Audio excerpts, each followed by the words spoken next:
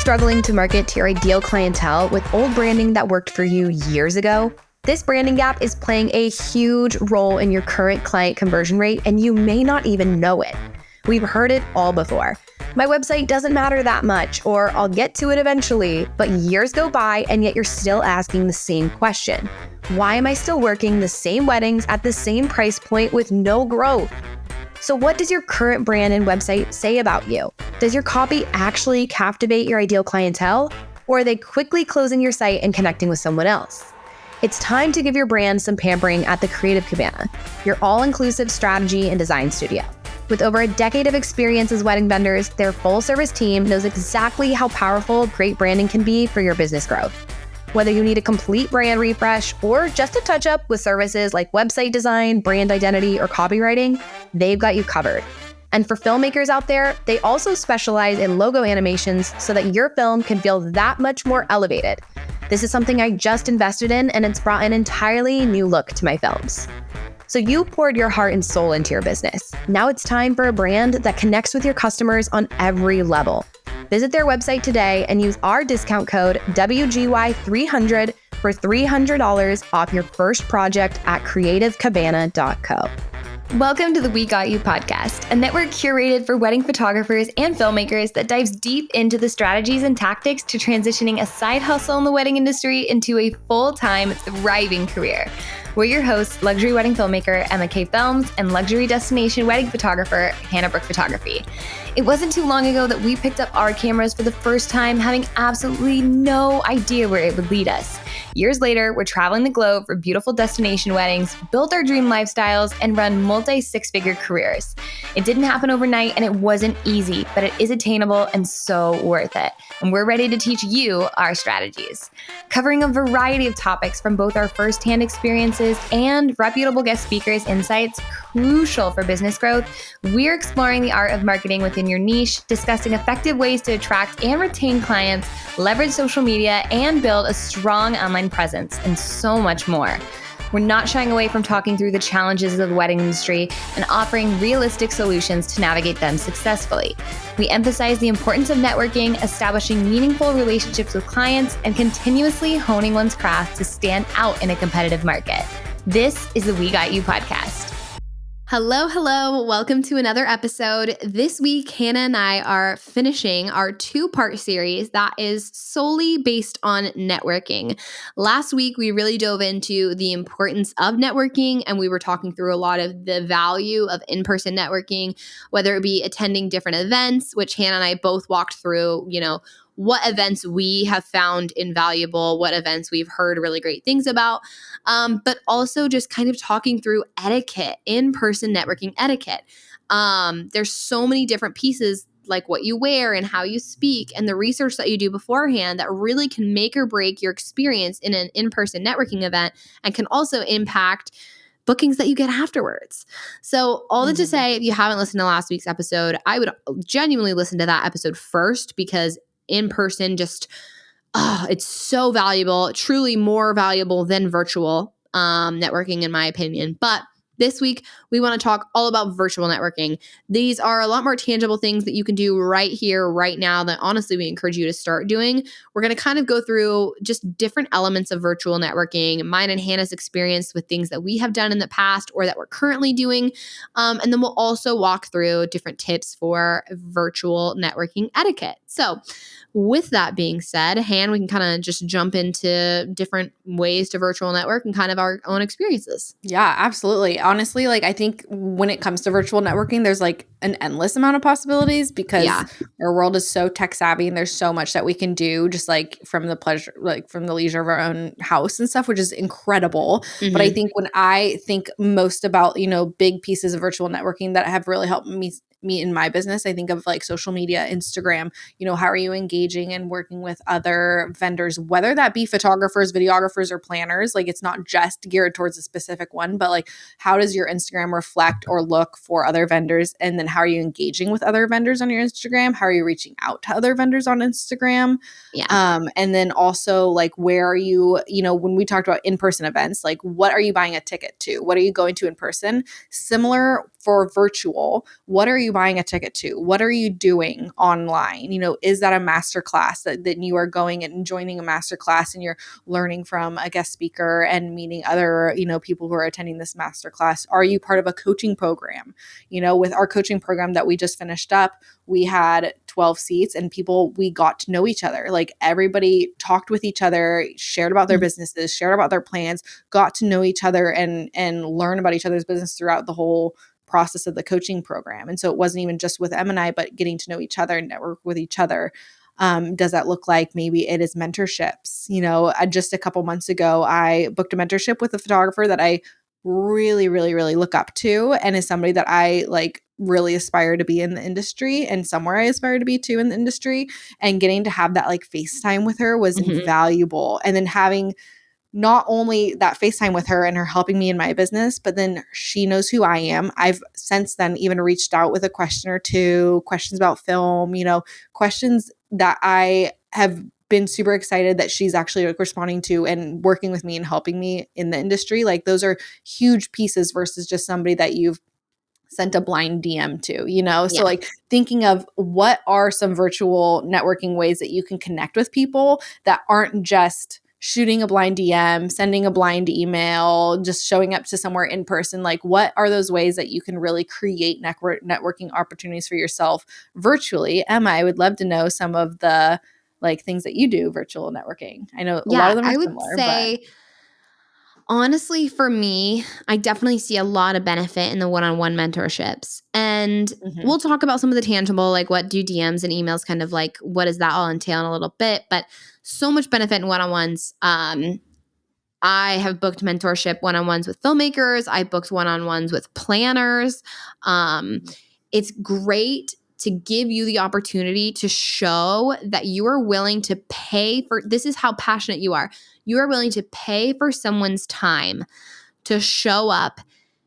And that shows, like, as a planner, even just like if someone is willing to pay me for a mentorship as a videographer and we get to chat for an hour and I can just see like they would, we'd love to work together, right? Like I have spent this entire hour getting to know you, getting to help, hopefully positively shape, not hopefully positively, but hopefully shape your business. And that entire hour, like I now know you. So like I can now reach out to you for events. Like so many times I've done mentorships and then I end up working with them later. But even in my own experience of me booking mentorships with planners, like I've seen so much value. Granted, like sometimes planner mentorships are expensive, but they are so worth it because if you can get an hour call with someone, again, it just shows how dedicated you are to working with them. And absolutely, I'm going to take that hour and ask them as many questions as I have about my business. And I always go into it. And again, we'll talk about some etiquette, about doing your research beforehand, but I go into it with a list. So I think one-on-ones are really important. Also, so much benefit from online communities. And I know, like, for example, like Society Preve, they have, they're like a luxury community. They have in-person events and they have networking events that are done virtually, different master classes. Curate California that I'm a part of also has online communities. I think those are really great. I also know there's like Educate, Empower, Encourage. They're an online community, or even like Level Up. They're another podcast of two women who we really love. They also have a great like masterclass coaching program. And so it's really cool to just have these opportunities where you can be in a virtual space with other people who are, one, having the same goals as you have, they're like-minded, but two, you get to meet other people through that, whether it be guest speakers. Anytime that you get to do a masterclass and there's a cool guest speaker, follow up with them after. Like make yourself known, ask a question and follow up with them after so that they remember you. But I think there's so much that can be done that way. And I found a lot in just joining different communities. And I do think you do have to be careful. There are a lot of educational communities out there, a lot of like master programs that maybe haven't been so beneficial, that you should do your research and make sure that it's something that you have heard really great things about. Like definitely reach out to people who've been a part of it or who are a part of it and get their feedback, right? Making sure that if you're going to invest the money, that it's going to be a program that you really trust and believe in. So I found so much benefit to that, just in terms of like the one-on-ones and the online communities. Yeah. And honestly, like even our Facebook community, like I know that there's some Facebook groups are a lot more for like questions or editing or people are posting anonymously, but like in our Facebook community, like the opportunities of second shooting or associate shooting or looking for somebody to shoot XYZ like are endless. And so even referrals, there's opportunities everywhere you look. And when I think too, when I'm like, oh man, we could just keep going on about all the ways that you could create virtual networking opportunities, I really like want to highlight like create. Like Instagram, while you're like, oh, I'm just posting and like commenting, but that's also networking. Like that can be a piece of networking if you're doing it intentionally and you're doing it like you're really like honing in on, okay, who do I want to work with? Who is really inspiring me? And making sure that you're very intentional on how you're interacting with them and being authentic and like putting yourself out there. Like there's an endless amount of ways to genuinely create networking opportunities for yourself. When it's in person, it's hard because, all of us as vendors and entrepreneurs, a lot of the times, probably 80% of the times we're sitting behind a desk and working on our computers and we don't go to a coffee shop and run into other photographers or run into other, videographers or planners. But when it comes to the virtual world, like we have that opportunity where we're logging into Instagram and we're posting something or we're sharing something and we're able to start those conversations or create that conversation with other vendors. And so we kind of wanted to dive in similar to what we did last week, but dive into what the etiquette looks like for virtual networking opportunities and, 3 tips that we've both found super helpful and that we would really recommend for virtual networking opportunities. First one being, again, similar as last time, do your research. And this is going to look very different than what it looked like in an in-person networking event, because with in-person, you likely know exactly, who's going to be at the event or maybe who the guest speaker is, or maybe the niche or types of people. Whereas doing the research beforehand with virtual networking could be, okay, I want to work with this planner and I'm going to book a mentorship with them. Let me do the research to learn more about them to see, okay, what questions can I ask? How can they help me in my business? But then also, you're getting in front of them.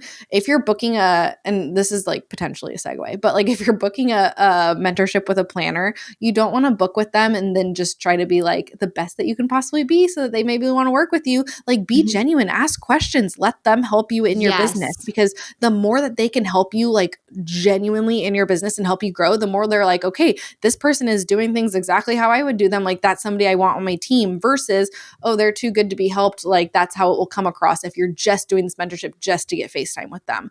Like when people are able to give something to you and you are able to pay them for it, and like you have that almost already give and take. That sounds bad. Give and give and give and give. But that relationship where you guys are already trading, you're paying them for their time and their energy and their expertise. You are already letting them know that you see them as an expert in this position, that you see their credit, that you want to work with them, that you think very highly of them. They're able to give you that advice, to give you that education, to really help you in your business. And then you can just further that connection. If you're getting on just for FaceTime, you can DM them. You can work on ways with engaging with them over social media. But if you're going to book a mentorship, I know this is kind of a segue, make sure that you're doing it with somebody that you look up to and aspire to either work with or, be like in the industry, but also can learn from. And so that's really going to go into the doing your research beforehand. If it is a planner, I know a lot of people who are photographers or videographers are like, well, what can I learn from a planner? Go back into our podcast episodes and listen to our episodes of planners. Those are some of the episodes that I have learned the most on, like when it comes to the luxury industry, when it comes to high end, when it comes to if you're working elopements or destinations or whatnot, like listen to those episodes if you need a refresher of some things that might be good questions to ask or things that you need to know in your business. But really when it comes to that, it's not just, you're not asking them about what Canon should I use, what Nikon should I use, what flash am I using? You're asking them business questions. You're asking them back end business questions that any entrepreneur who is at their level will be able to help you with. So making sure that you're doing that research, whether it's, with a one-on-one mentorship, if it's a master class, knowing, okay, what am I walking into? What are they going to be talking about? What are some good questions that I can have so that 1, I can ask those questions, stand out, but then 2, that I can also get that information to continue to build my business. Because again, networking is not just about them giving you clients. Networking is about learning and growing and improving your business continually through all of those opportunities. Yeah, and ask questions. Like I can't echo enough what you were saying, Hannah, because your ego can absolutely get in the way of you really taking good advantage of a networking opportunity and you not. Like, it is the worst when people come in and they know everything already and they don't really sound like they need your help. Those aren't people that you want to work with, right? Like, you want to work with those people who are hungry to learn and hungry to work with. And so go into the one-on-one, go into an online community, ask questions, put yourself out there. Don't be the know-it-all. Don't be the know-it-all. Because if you were a know-it-all, you wouldn't need any networking experience at all because you know it all. Let's be real. Are you tired of taking on the entire editing workload yourself? Are you tired of staring at a screen for days on end, feeling burnt out and creatively exhausted? Maybe you've been searching for an editing company for months now, but you can't seem to find one that can truly mimic the high-end quality of films you're looking for to deliver to your clients. If this sounds like you, we couldn't be more excited to introduce to you our friends at Wanderlust Videos. Wanderlust Videos is a post-production service for wedding filmmakers with over 10 years of experience and has served over 700 clients to date. Their full team specializes in seamless and high-quality editing for wedding filmmakers who need to take the workload off their shoulders and trust someone to create a high-end edit. As you know, we're incredibly picky about the partners we work with and the tools and resources we recommend to other photographers and filmmakers.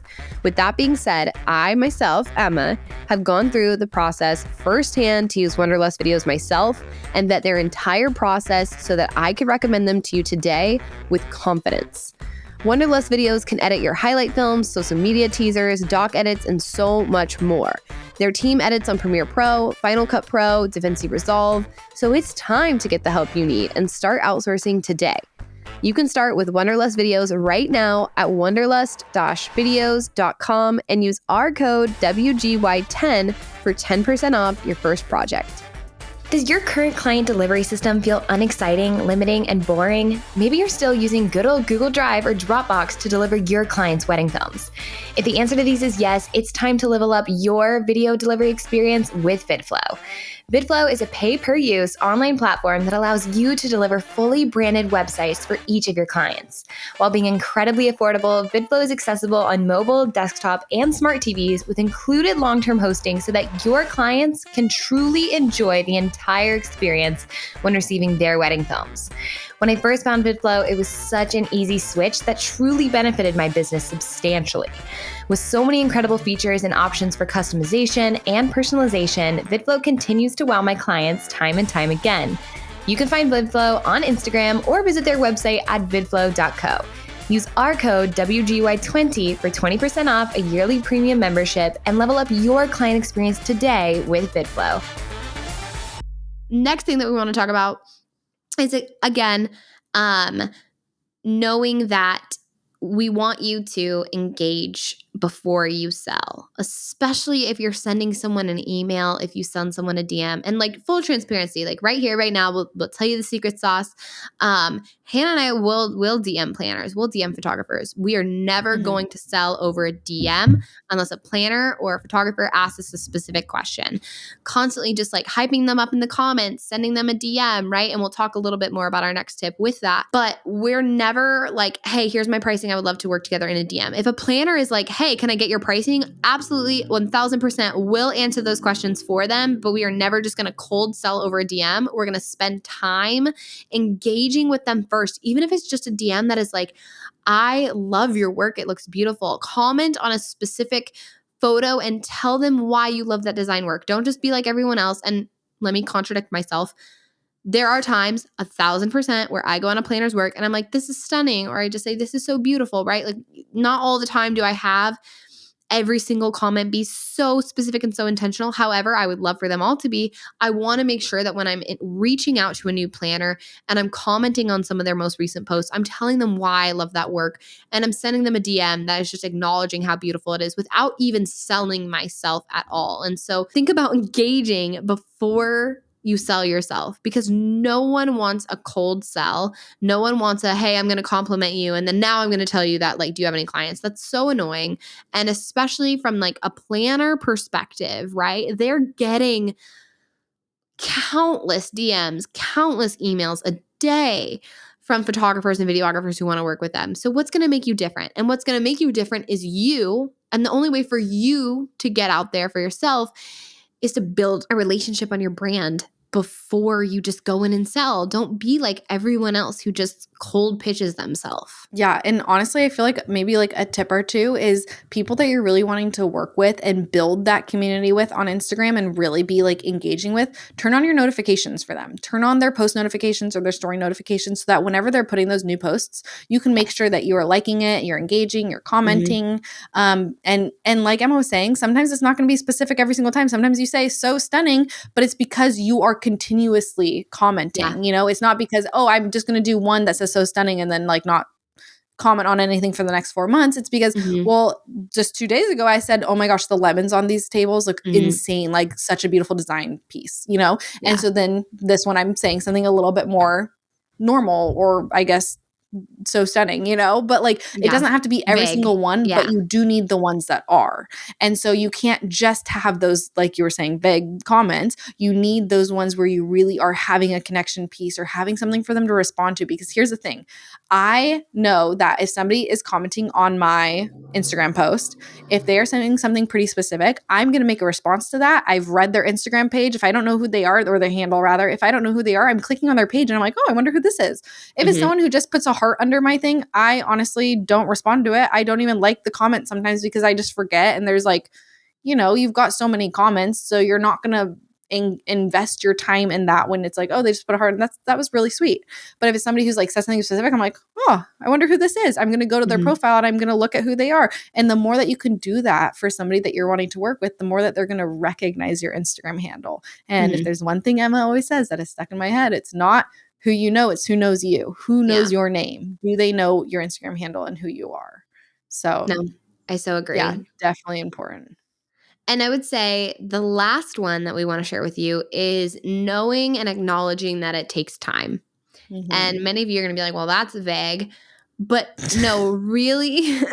Sorry, well, that's vague. I'm just putting myself in the listener's perspective, right? I'm jumping back and forth here, having my own dialogue with myself. No, but truly, it takes time. This isn't something that's going to happen overnight and all of a sudden you're going to get a booking. While those outliers do happen. I've experienced them. I've sent an email and got a response back for an inquiry. They happen. They're not every day. And it doesn't matter how good you are. And it doesn't matter what you film on, how good your work is. Like, it doesn't happen overnight. I'm still working to get in the room with so many planners that I want them to know who I am, and I want to be able to meet them in person, and I want to be able to meet them virtually. And so acknowledge that it takes time. Don't sell yourself too early. A lot of people, again, they want to get on Instagram. They're like, I commented on 2 of your posts. Now I'm going to send you a cold DM. I just followed you today and I'm going to send you an email. Don't do that. Spend time, spend a week, spend 2 weeks, spend a month really engaging with this planner, really engaging with this photographer, videographer, whoever. Spend that time building that relationship before you sell, because it does take time. And I remember also too, I think respectful persistency is great. I remember I was sitting at an event and a planner was talking and she was like, I had this filmmaker who sent me 7 DMs in a row, and they were all very respectful and they were all very kind. But it was just showing, and it took 7 DMs from this videographer for that planner to then be like, oh, hey, and then follow up and actually like communicate with the videographer and like start building that relationship. And I don't say that, don't spam people. Again, it's all about respectful persistency, right? Don't just go in and sell. But like there have been several times where I'll send out the networking templates, their email templates that I have. I'll send out these templates. I get no response. I follow up with them 6 months later. I followed up a year later, gotten a response. I booked clients after a double follow-up.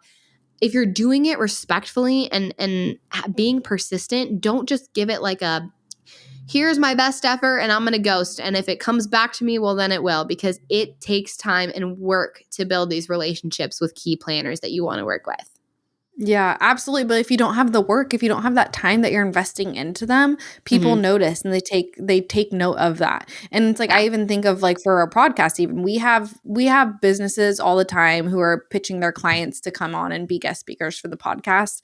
And I remember one specifically where they had emailed us and they're like, hey, I really think that like this person would be such a great like fit for you. Like seriously, been listening to your podcast for so long. Like absolutely love these episodes. Like, you know, just like the way you guys talk about the industry is so amazing. I went back and I looked at our profile and it literally in the like your recent notifications or activity, it says they had started following us 8 hours ago.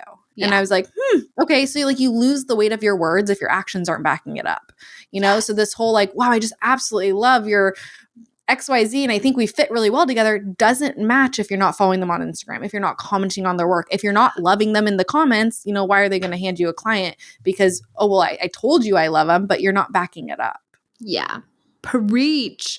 Yeah, honestly, can't agree more with that. And like, if anything, we hope that this episode just shows you how important it is and how there is etiquette to virtual networking, because you'd be shocked. People are all over the place when it comes to networking virtually. And so we want to be able to help kind of bridge that gap and let you know what are things that we have done, what are things that we are currently doing in terms of how we virtually network, and different tips of etiquette. If you've got any questions, please put it in the Facebook group. Let us know. DM us on Instagram. We're more than happy to answer and talk more about networking. If you want any real open, honest answers on how we feel about different networking opportunities that we've been a part of, we are happy to share our feedback.